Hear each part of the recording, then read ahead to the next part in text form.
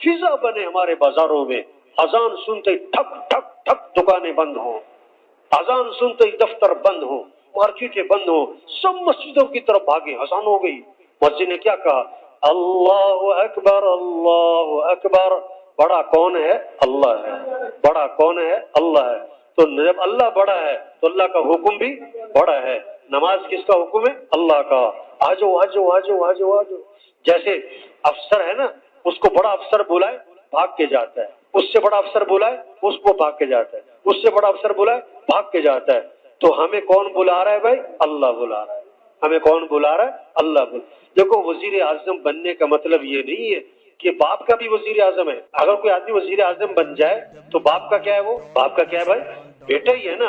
हम कुछ भी बन जाएं, हम अल्लाह के क्या हैं? हम अल्लाह के बंदे हैं। आप कुछ भी बन जाओ, अल्लाह के क्या हो? बंदे हो।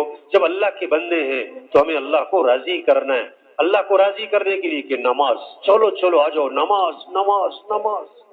वजीर साहब नमाज में, डॉक्टर साहब नमाज में, मरीज साहब नमाज में, जज साहब नमाज में, वकील साहब नमाज में, दुकानदार साहब नमाज में, गरीब साहब नमाज में, माल सब नमाज नमाज। ये है तबलीग।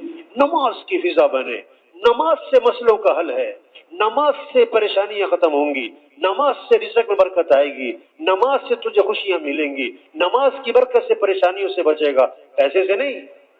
लोग समझ रहे हैं कि नमाज बरकत की चीज है, बाकी मसले हल होंगे पैसे से।